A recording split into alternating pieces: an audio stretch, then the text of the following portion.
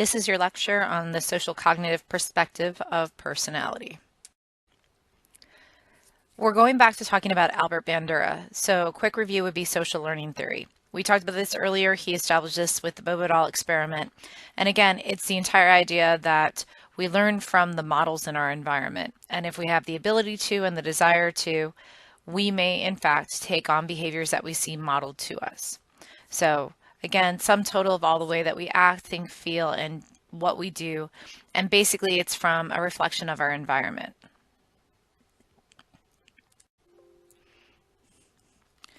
So here is Bandura again. And if you remember back from the learning module, whether we were talking about observational learning, operant conditioning, or classical conditioning, the focus was between the person and their social context, the person and their environment. Bandura believed that personality resulted from this interaction.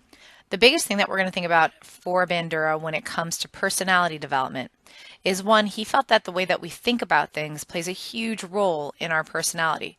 So he actually is going to include cognition into the concept of personality, plus how it plays off of things like our environment. So because of your cognition, because of the way that you think about things, you're an active participant in selecting behavior. You choose to be outgoing, you choose to be reserved, you choose to put yourself in situations that allow to express those behaviors. Cognition, according to Bandura, is actually more important in personality than maybe some of the other things. So when we're looking at this, he's going to use this term reciprocal determinism.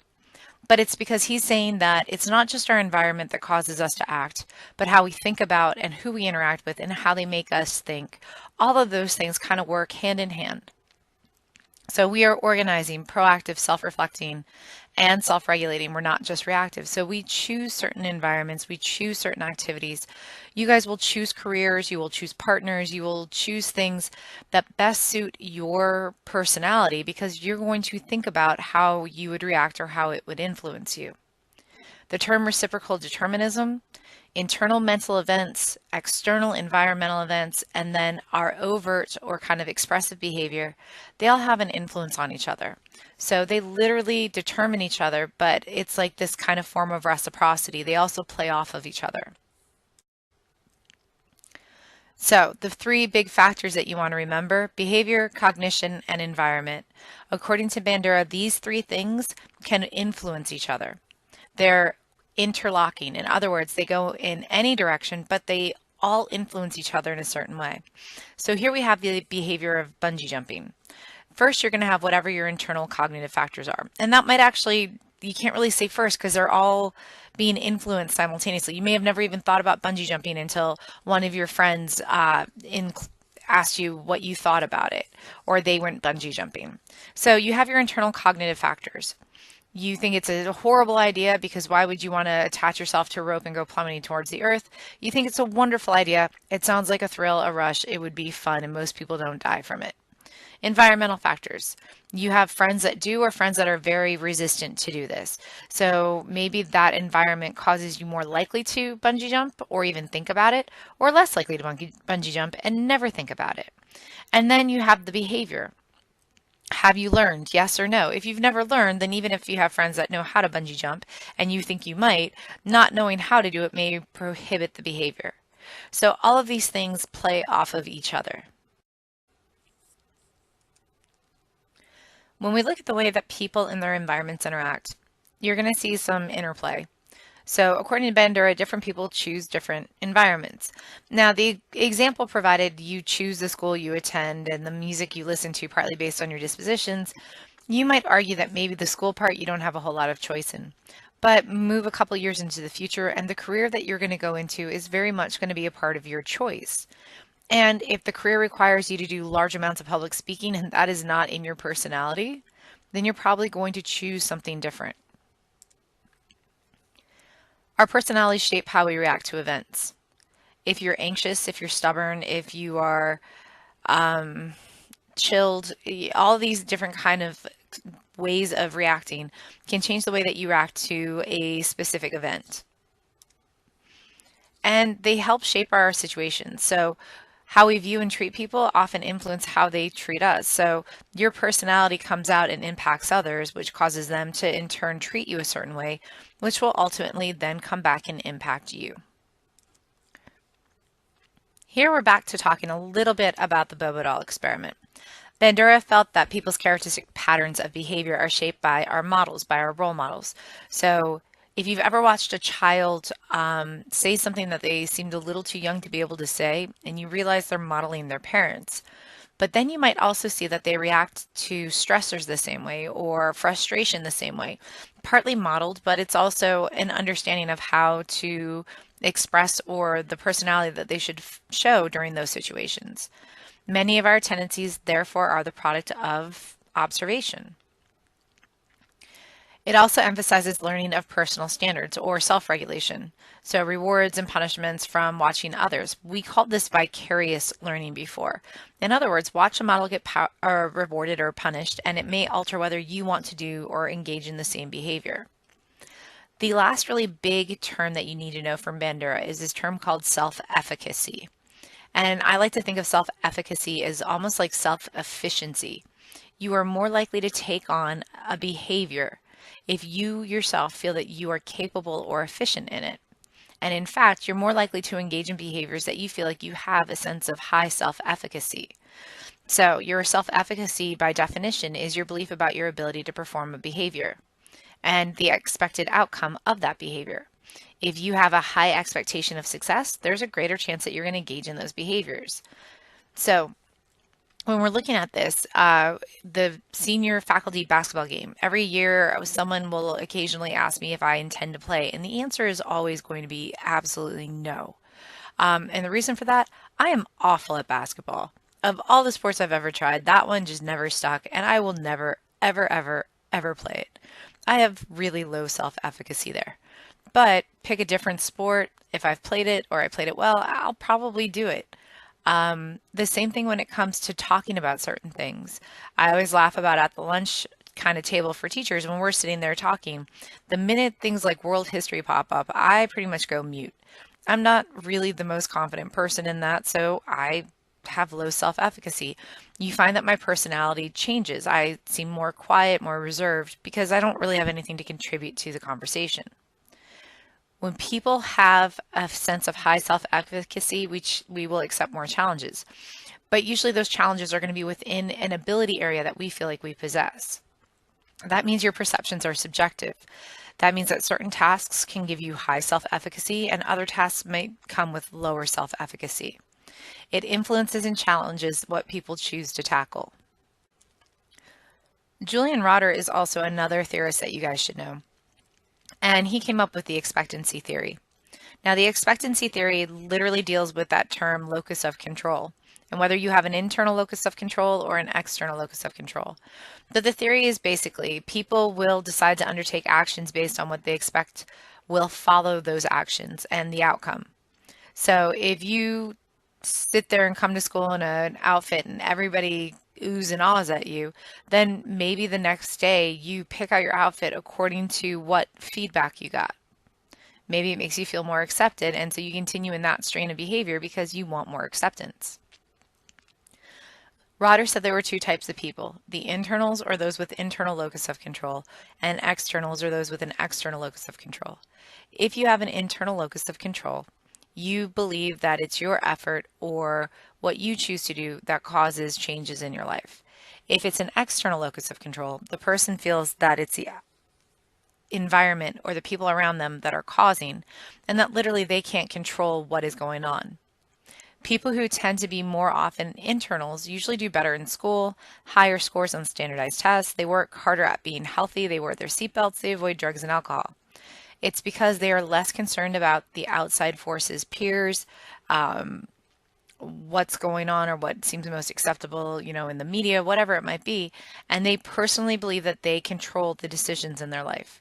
So if they don't want to, they don't do it. If they think it might be healthy or not healthy for them, they'll make that decision based off of whether or not they chose to eat that cupcake or they chose to walk away from it. They see it more as choice.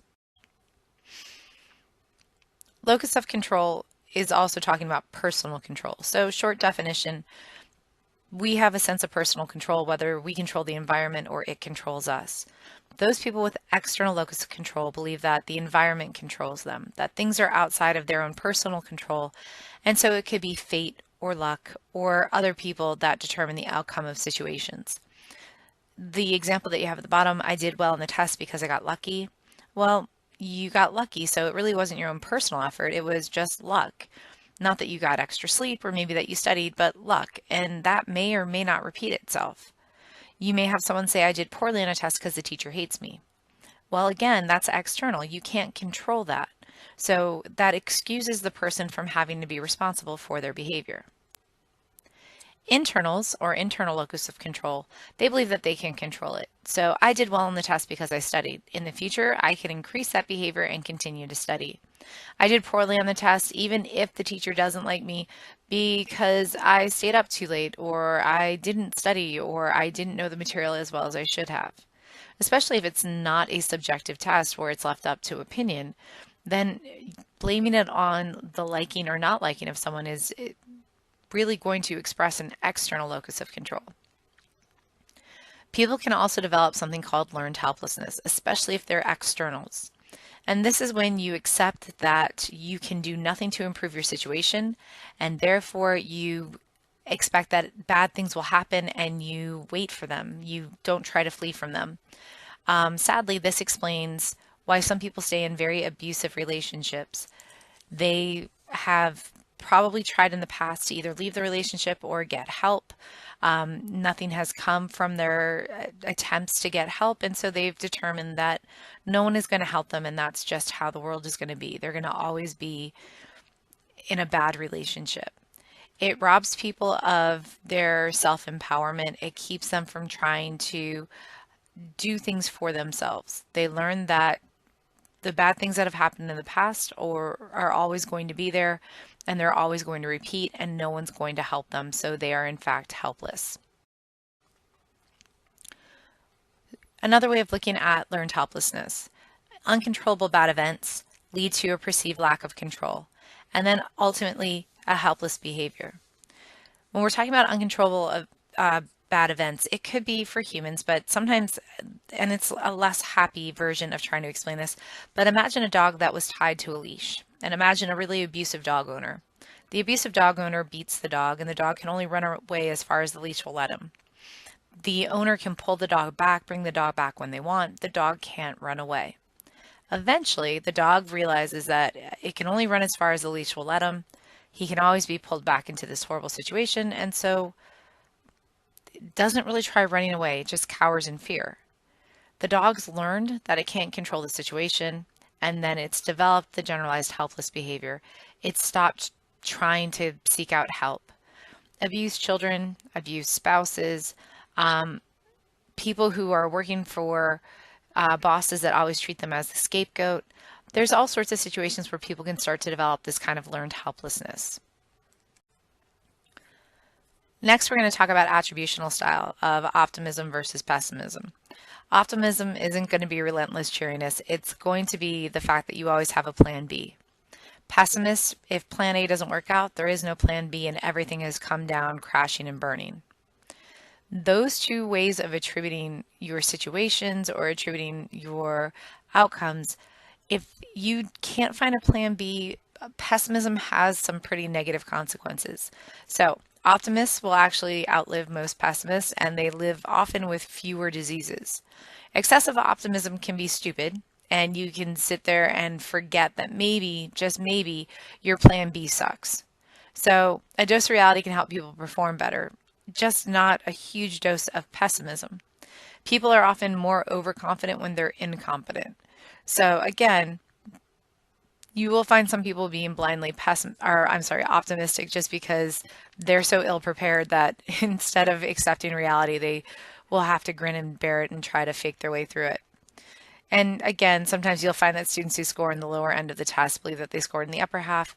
But funny enough, sometimes you find people who do really well in tests and they believed completely that they had bombed them. You want to know Martin Seligman. He talked about positive psychology. This is not the same as a humanistic perspective. In fact, this is not humanistic at all. Now, Seligman will most likely pop up on your AP exam. So I would, I don't know, highlight this or photocopy or, I don't know, dog ear the page, but you want to know positive psychology. And the term from positive psychology that's most important is optimal human functioning. So it's not that they won't look at animal studies or they don't take into consideration what Freud said. They're definitely not philosophical like the humanist. What Seligman was looking at was how do you construct the best version of a person by giving them the best environment, community, and self. And so he said that optimal human functioning to get you to work at your best ability, to get you to be the best you. Not the most, philosophical best you, but just the best functioning you. First thing, you have these three pillars, and you have to have positive subjective well-being. You have to actually be happy and satisfied with your life. So if you are satisfied with your life, you're more positive and you will function better. And it's easier for you to go to work and to do what you're expected. So happiness with the present and optimism about the future makes you a much more functioning person. Second one, positive character. Creativity, courage, compassion, integrity, self-control, leadership, wisdom, spirituality. You want to enhance the things that make you a better person. And again, that makes people want to be around you. It makes you better at what you do. All of those things, again, will help with optimal human functioning. And the last one, he says, has to do with being in environments, the groups, the communities, the cultures that actually support you. And so for Seligman, the environment becomes the third pillar to this entire idea of how you function, how you think about yourself, how you see your world, how you try to improve your best characteristics, and then the fact that you are involved with people who push you to be a better version, who support you. Seligman was a positive psychologist, and he felt that people who put an optimistic spin on their setbacks, that they would outperform their pessimistic peers, that just that mindset would make them more functional. Once we finish with personality theory, we're going to actually get right into social psychology. And social cognitive psychologists, since they are looking at people in their social environments, just like social psychologists, have to look at the way people react with each other. And that requires realistic and sometimes simulated situations. You have to see people in action to know how they're going to act because usually self-report is pretty flimsy at best. The best means of predicting future behavior isn't a personality test or an interviewer's intuition. It's usually looking at past behavior. And the easiest way to explain this to people is just watch how many people end up failing on their New Year's resolutions. Your past behavior is a much better predictor of future behavior. Critics of social cognitive psychology say that it pays too much attention to the situation or the environment, less to the individual, the unconscious mind of Freud, the emotions, and the genetics of the person involved. One more person that we need to talk about before we wrap all this up is going to be B.F. Skinner. Now, B.F. Skinner, you guys should remember from operant conditioning, he's going to be all about rewards and punishments. But he's talking purely from a behavior standpoint, and that means the environment is going to be massively important to him. So he argued that there was no such thing as personality traits, but that the environment, the situation that you were in, truly dictated your behavior. Now, remember, we talked about Walter Mischel and the situation controversy and how Mischel felt that the situation was what dictated it, while other theorists felt that people had consistent traits. And really, again, both are fairly correct. But Skinner said that people will change whether or not they behave in a certain way if they're aware of the situation, if they find the situation rewarding, all of those things. So behavior cannot be consistent enough to be a trait because situations change, the environment changes the personality. And he said there was a solution. Behavior is influenced by both the person and then also the situation. And he called that person X situation interactivism. So literally, there are some parts of you, but really the who you are is more influenced by the environment than it is just by you. And again, he said one situation can influence people in different ways. So he would start with something like a stimulus situation. Large party, you don't know a whole lot of people.